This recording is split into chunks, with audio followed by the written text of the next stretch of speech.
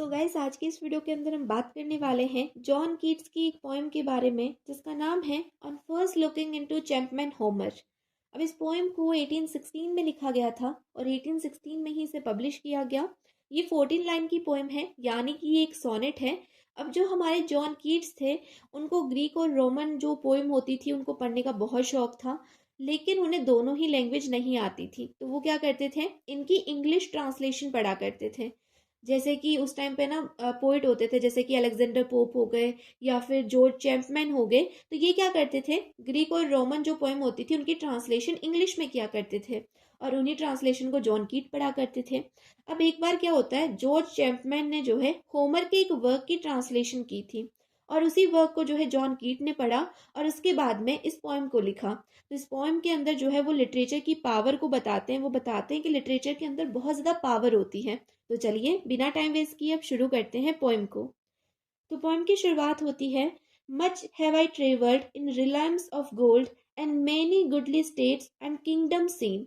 यहाँ पे पोइट ने बोला है कि मैं बहुत सारी जगह पे ट्रेवल कर चुका हूँ। मैं ऐसी ऐसी जगह पर जा चुका हूँ जहाँ पर जो है खजाना था, बहुत ज़्यादा जो है धन संपत्ति थी। मैं बहुत बड़े बड़े राज्यों में, बहुत बड़े बड़े किंगडम्स में जा चुका हूँ। मैंने बहुत बड़े बड़े किंगडम्स देखे हुए हैं। Round many western island have I been which bards in fealty to Apollo hold. यहाँ पे पोइट बोलते हैं कि मैंने सिर्फ जमीन पे ही ट्रेवल नहीं किया, मैं तो जो समुद्र में भी ट्रेवल कर चुका हूँ। मैं तो बहुत सारे आइलैंड पे भी घूमा हुआ हूँ। वहां पे क्या होता था, जो पोइट होते थे, बार्ड्स का यहाँ पे मतलब है पोइट, जो पोइट होते थे वो क्या करते थे, ग्रीक गॉड अपोलो के जो है वो बहुत ज्यादा लॉयल थे। वो जो है अपोलो के लिए बहुत ज्यादा लॉयल हुआ करते थे, जो पोइट्स थे वहां के। Oft of one wide expanses had I been told, the deep browed Homer ruled as his demands। यहाँ पे पोइट ने बोला है कि ये जो पूरी की पूरी मैं आपको बातें बता रहा हूँ, ये सब जो है ना होमर की इमेजिनेशन है। होमर जो है इतना डीप में जा चुके हैं। मैंने आपको बताया कि जो जॉर्ज चैंपमैन थे, उन्होंने होमर के ही एक वर्क को जो है ट्रांसलेट किया था इंग्लिश में। तो जॉन कीट्स ने होमर का वर्क पढ़ा था। तो वो बोलते हैं कि होमर इतना अच्छा लिखते हैं, इतना डीप में लिखते हैं, ये तो मुझे पता ही नहीं चल पाता। Yet did I never breathe it pure serene till I heard Champman speak out loud and bold। अगर जो है जॉर्ज चैंपमैन नहीं होते, अगर जो है जॉर्ज चैंपमैन जो है ट्रांसलेशन नहीं करते होमर के वर्क की, तो मैं तो समझ ही नहीं पाता भाई होमर जैसा बंदा है कोई और वो इतना अच्छा लिख सकता है, इतनी अच्छी जो है वो इमेजिनेशन कर सकता है, मुझे जो है इतना ज़्यादा इमेजिन करवा सकता है। ये तो मुझे पता ही नहीं चलता। अगर जो है जॉर्ज चैंपमैन नहीं होते तो मुझे तो कभी होमर के बारे में पता ही नहीं चलता कि उसके इतने ज़्यादा डीप थॉट है। अब जैसे कि साउथ की मूवी देख लो भाई, हमें थोड़ी ना समझ में आता कि भाई साउथ वाले जो एक्टर्स है वो इतने टैलेंटेड है, अगर जो है डबिंग नहीं होती तो।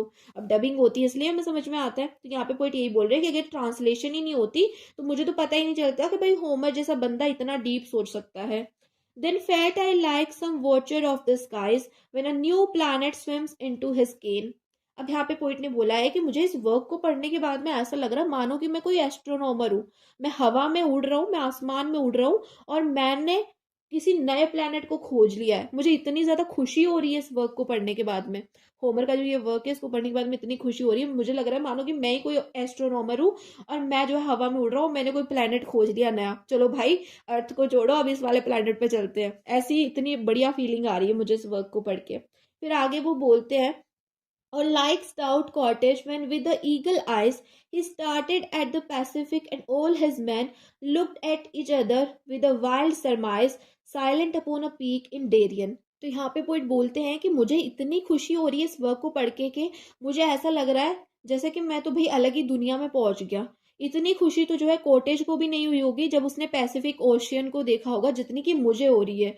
जब उसके बंदों ने और उसने जब पैसिफिक ओशियन को अपनी आंखों से देखा होगा, उन्हें जो है इतना अच्छा फील नहीं हो रहा होगा जितना कि मुझे हो रहा है इस लिटरेचर वर्क को पढ़ने के बाद में। फिर वो बोलते हैं कि जब कोई इंसान जो है वो डेरियन पैनोमा की जो ऊंची चोटी है उसके ऊपर खड़ा होता है, जब वो क्लाइंब करके उसके ऊपर पहुंचता है, उसे भी इतनी खुशी नहीं होती होगी जितनी कि मुझे जो है इस वर्क को पढ़ने के बाद में हो रही है। तो यहाँ पर जो ओवरऑल पॉइंट बताना चाह रहे हैं वो बोल रहे हैं कि भाई लिटरेचर के अंदर बहुत पावर होती है।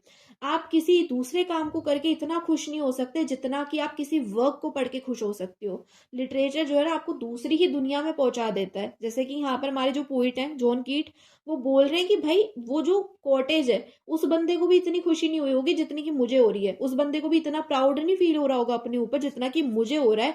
मुझे ऐसा लग रहा है मानो कि मैं किसी और दुनिया में पहुंच गया हूँ, मैंने कोई और प्लेनेट खोज लिया है और मैं धरती वालों से बोल रहा हूँ कि आ जाओ भाई यहाँ पे मौज करते हैं।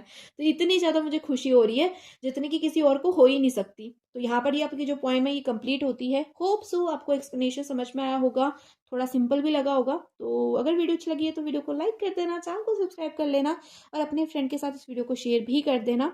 ओवरऑल इस जो पोएम है इसकी थीम है पावर ऑफ लिटरेचर। ठीक है, अगर आपसे थीम पूछ ले इस पोएम की तो आप क्या बोलोगे? Power of literature.